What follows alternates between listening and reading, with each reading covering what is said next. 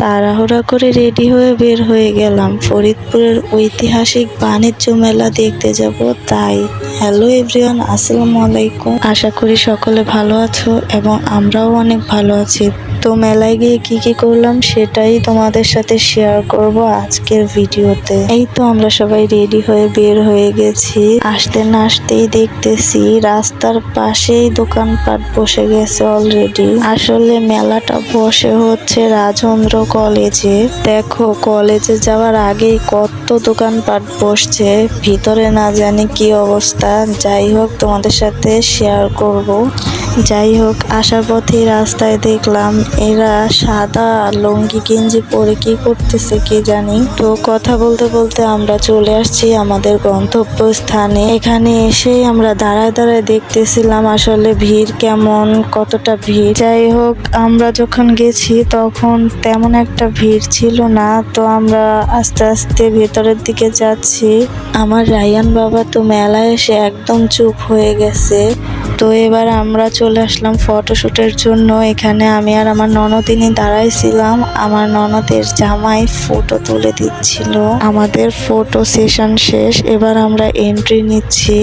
ভেতরে ঢুকতেই ফার্স্টেই এই এত সুন্দর একটা ফুলের দোকান। ফুলগুলো এত ভালো লাগছিল বলার মতো না। তারপরে এখানে অনেক দোকানপাট বসছে, কি নেই এখানে সব কিছু এখানে আছে। তো সামনে আসতেই এখানে দেখতে পেলাম একটা পানের দোকান। পানগুলো এইভাবে সাজায় রাখছে, এত ভালো লাগছে, মনে হইতেছে যে ফুল সাজায় রাখছে।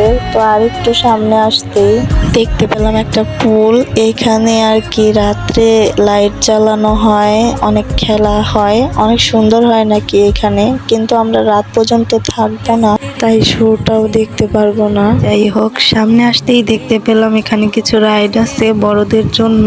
শুধু বড়দের জন্য না, ছোটদের জন্য এখানে অনেক রাইড আছে। এতক্ষণ আমরা দাঁড়িয়ে দাঁড়িয়ে দেখতেছিলাম কি কি রাইড আছে। এবার আমরা দেখবো কি কি দোকানপাট বসছে আর তোমাদের সাথে সেটাই শেয়ার করব। সামনে আসতেই দেখলাম এখানে একটা পুতুলের দোকান, কত কিউট কিউট পুতুল। এইখানে আমরা মেলায় ঘুরছি ঠিকই, কিন্তু কিছুই কিনতে পারি নাই। মেলায় ঢোকার সাথে সাথে আমার ননদের ছেলেটা এত কান্নাকাটি করতেছিল যে আমরা কিছুই তেমন একটা কিনতে পারি নাই। যাই হোক, দেখো এখানে কতগুলো কসমেটিক্স এর দোকান আছে। শুধু কসমেটিক্স এর দোকানই না, এখানে ব্যাগ, তারপরে থ্রি পিস, সব কিছু A to Z পাওয়া যায়। মেলায় এসে আমি পুরা অবাক হয়ে গেছি, এরকম মেলা আমি আগে কখনো দেখি নাই। খাবার তো পাওয়াই যায়, তারপরে রাইডও আছে, কাপড় চোপড়ও আছে, যেমন শাড়ি, থ্রি পিস, বাচ্চাদের প্যান্ট, সবকিছুই পাওয়া যায় এই মেলায়। আরেকটু সামনে এসে দেখি নাগরদোলাও আছে এখানে। এই মেলায় টিভি, ফ্রিজও পাওয়া যায়, তার সাথে রান্না বান্নার যাবতীয় সবকিছু জিনিস পাওয়া যায়। এইখানে মেয়েদের লেডিস প্যান্টও আছে, প্যান্টগুলো অনেক ভালো লাগছে। দেন স্কার্টও আছে, তারপর হচ্ছে ওয়ান পিস, সাথে বোরকা, হিজাব, বাচ্চাদের খেলনা, সব কিছুই আছে। মোস্ট ইম্পর্টেন্ট শাড়িও আছে। দেন এগুলার প্রাইস খুবই রিজনেবল প্রাইস। এই দেখো গাইস, মাত্র 30 টাকায় বাচ্চাদের প্যান্ট, এত রিজনেবল প্রাইস এখানে।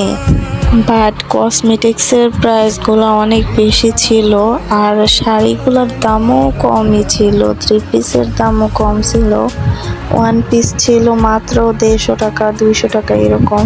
যাই হোক, সামনে আসতেই দেখি এই একটা বাচ্চাদের রাইড। ভাইরে ভাই, এই রাইডটা দেখে আমার এত ভালো লাগছে যা বলার বাহিরে। আমার মন চাইতেছিল এই রাইডে আমি উঠবো। যাই হোক, দেখেন এখানে কি না পাওয়া যায়, র্যাকও পাওয়া যাইতেছে, তারপরে বাবুই পাখির বাসাও পাওয়া যাইতেছে, কি না পাওয়া যায় এখানে। ফরিদপুরে যারা যারা আছো সবাই এই মেলাটা একবার হলেও ভিজিট করবা। তো আর একটু সামনে আসতেই দেখি বাচ্চাদের জন্য আরেকটা রাইড। আমি সাধারণত মেলায় গেলে আগে দেখি কি কি রাইড আছে, আমি উঠতে পারবো কোন রাইডে। আমার রাইড উঠতে অনেক ভয় লাগে, তারপরেও আগে রাইড দেখি। যাই হোক, সামনে আসতেই দেখলাম এই কাঠের বাড়িগুলো, অনেক সুন্দর ছিল এগুলো। তো সামনে আসতে দেখি এই যে শাড়ির দোকান, দেখো কত শাড়ি। তো যাই হোক, ভিডিওটা অনেক লং লং হয়ে যাচ্ছে, তাই আজকের ভিডিওটা এ পর্যন্তই। আশা করি সকলে ভালো থাকবেন, সুস্থ থাকবেন, আর আমাদের জন্য বেশি বেশি করে দোয়া করবেন আর একটু বেশি বেশি সাপোর্ট করবেন। আজকের ভিডিওটা এ পর্যন্তই। আল্লাহ হাফেজ।